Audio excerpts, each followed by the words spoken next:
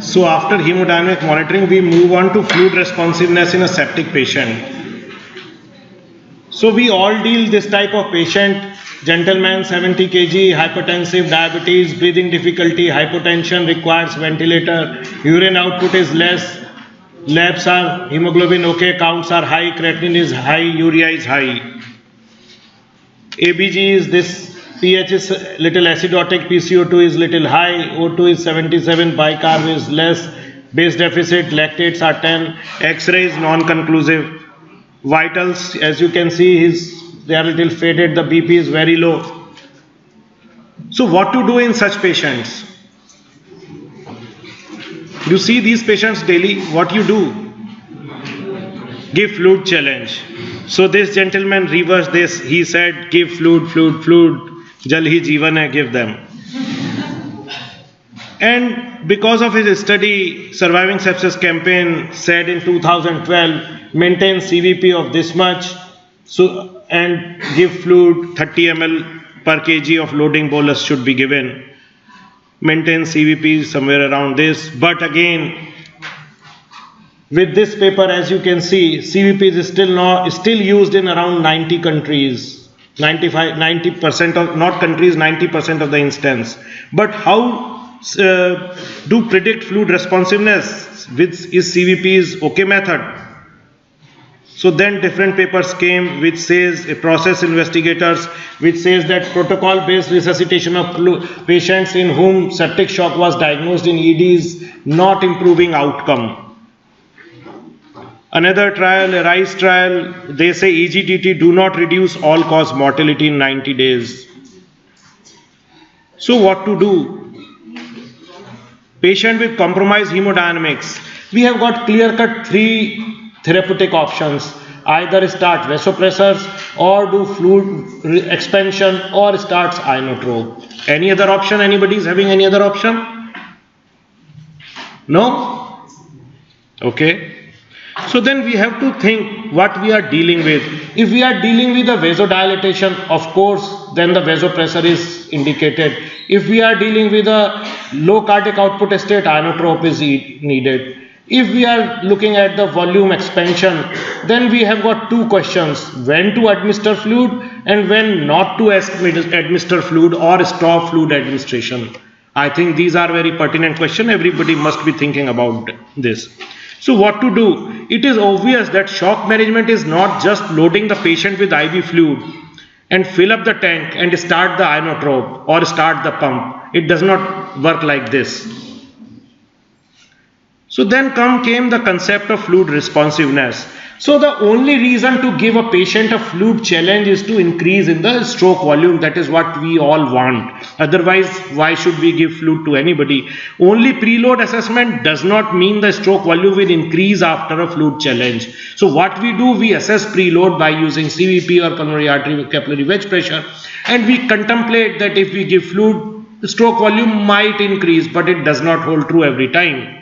And as you can see in this study published in 2007 in Critical Care Medicine, what they have said that there is a no response or low response to CVP. So as you can see, the responders and non-responders are almost equal. So nobody knows what is going to happen if you give fluid.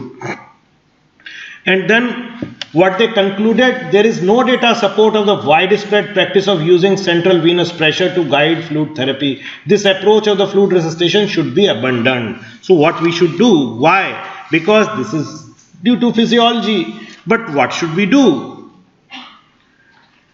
If the fluid challenge does not increase stroke volume, then the volume loading is of no benefit and it may even harm the patient, because we want to increase cardiac output, it is not increasing.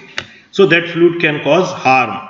And as you can see in this paper, they have SOAP study, they have clearly demonstrated that fluid overload increases mortality during the sepsis. So it is a double-edged sword. Again, another study where they have said that fluid overload increases the mortality during ARDS. So optimizing a fluid balance is really a challenging thing. At the one end, volume depletion, hypotension, shock, organ dysfunction, hypoperfusion, acute kidney injury is there. At the another end, impaired oxygenation, edema, tissue edema, hypertension, organ congestion is there. And at the middle there is an assessment of volume status and fluid responsiveness. That's how we can optimize the fluid therapy. So what is the fluid responsiveness? Fluid responsiveness means response to a fluid challenge, usually 300 to 500 ml of crystalloid by improvement in the stroke volume by at least 10 to 15%. So this 300 to 500 ml of crystalloid should be given during how much time?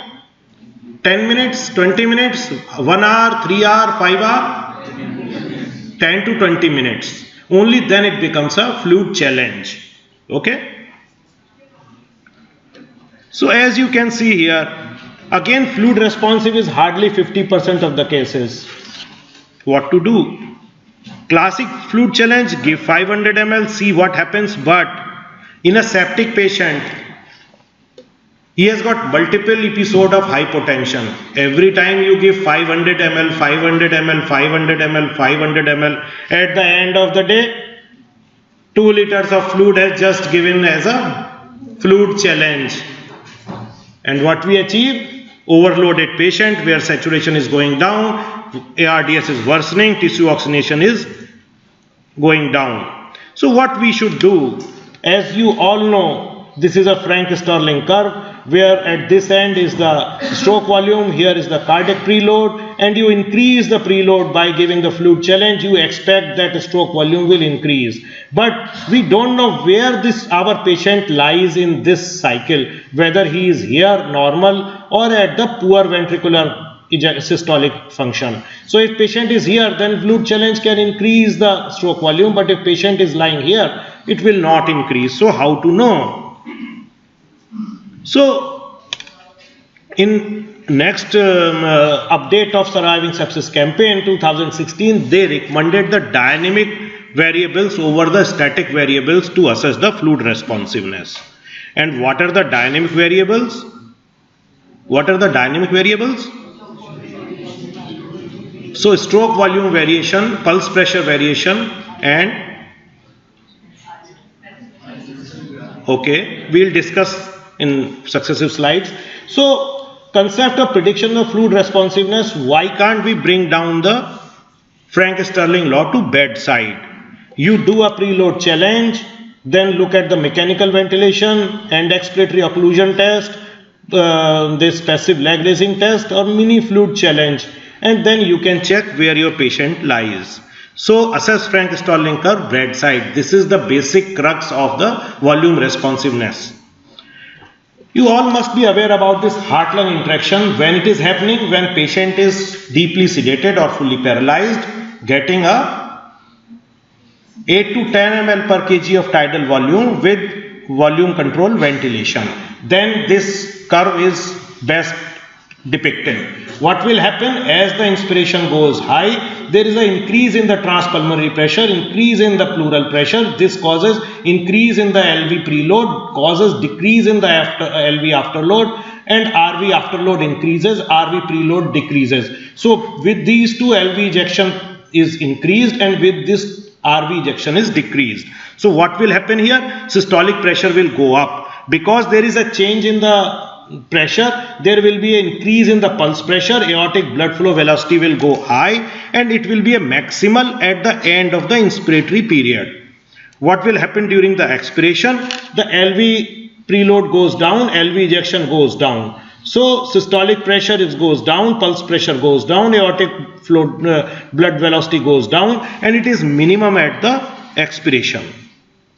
As you can see here, this is expiration, inspiration, this is the stroke volume very maximal, this is the pulse pressure maximal. As you can see from systole to diastole, this difference, and the area becomes the stroke volume. And whereas here you can see the pulse pressure is minimum, downslope, and the difference between systolic and diastolic again. And here is the stroke volume minimum. So you compare the variation between two. This is the P max and P minimum, and you compare the delta pulse pressure or pulse pressure percentage, maximum minus minimum divided by the mean. Same way you calculate the stroke volume variation, max minus minimum divided by the mean.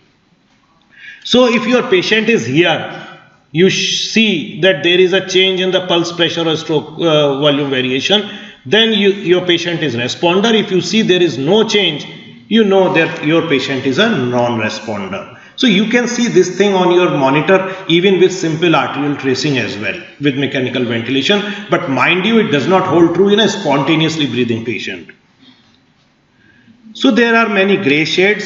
It could have a false positive where irregular heartbeats are there. With low tidal volume, you can get a false negative, and with spontaneously breathing, you can get a false positive or false negative both. And mind you, these situations are very common in the ICU. So comes the another entity is end expiratory occlusion test. What you do, you just occlude the end expiratory phase. So this is the end expiratory, and then here you press the pause, expiratory pause, and it's a 15-second end expiratory pressure, and then you can demonstrate these changes. So what will happen? There is an increase in the cardiac preload, and that's how these changes are taking place. So as you can see, this is the maximal pulse pressure, this is the lowest pulse pressure, and then gradually it comes back to a mid-level.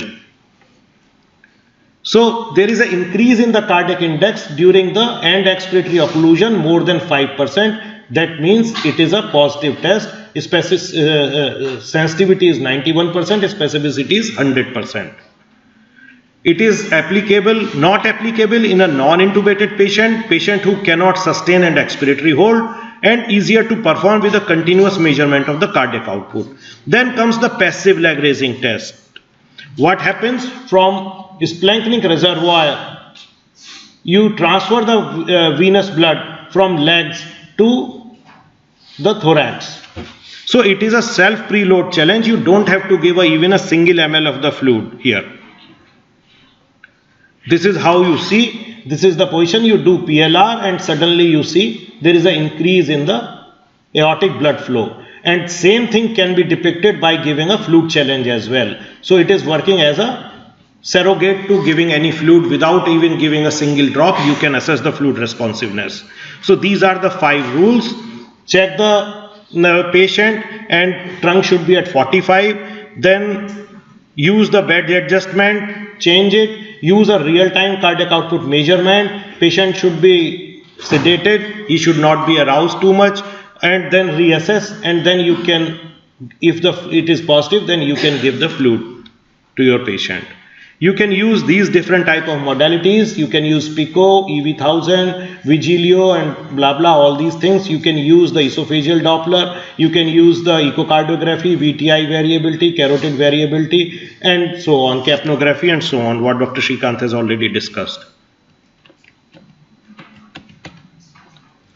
This is how you can see with the echocardiography in a VTI. As you can see, there is an increase in the VTI the moment you do a passive leg raising test. Very easy test, very easy to perform, very small learning curve. I assure you, if you do in 10 patients, you will be doing very easily in your ICU. So ventilated patient, just do the passive leg raising, you will come to know the answer. It cannot be used in certain cases. No real-time measurement of cardiac output. You can't do it because you have to assess the cardiac output or increase in the stroke volume. Intracranial hypertension, one should avoid. Patient is already on venous compression stockings. The desired volume will not come back to the system. In operating room, position is very difficult to maintain this. And in intra-abdominal hypertension, why there is a question mark? Because few papers are saying that you can use it in this condition as well. Then comes the mini challenge. In mini challenge, what they give, 100 ml of the stars they have given, and then they have done the echocardiography, see the changes in the cardiac VTI. Then comes another entity which is published by the Dr. Sheila Nanan from Bombay. What happened in a ARDS patient where we are giving a 6 ml of tidal volume, these fluid changes cannot be seen. So what they have done, they transiently increased tidal volume to 8 ml per kg, and then they have demonstrated. So 6 ml per kg cannot predict fluid responsiveness. Tidal volume challenge transiently for 1 minute, increase in the tidal volume from 6 ml to 8 ml, and now you can demonstrate the things. So now it comes the sensitivity at 75% and specificity around 100%. Coming to next entity, inferior vena cava respiratory variations. all know about it, low central venous volume, high central venous volume. As you can see, this is the respiratory variation. Measure it at around hepatic vessels here, and as you can see, they are hardly moving. So there are 10 situations where inferior vena cava ultrasound may fail to accurately predict fluid responsiveness. 1. Ventilator setting, mechanical ventilation with high PEEP and low tidal volume. Patient is having spontaneous effort, then again lungs hyperinflated, asthma or COPD, or cardiac conditions with impaired venous return, increase intra-abdominal pressure, and certain other factors like local mechanical factors, patient with lateral displacement of IVC where you are not able to identify the IVC.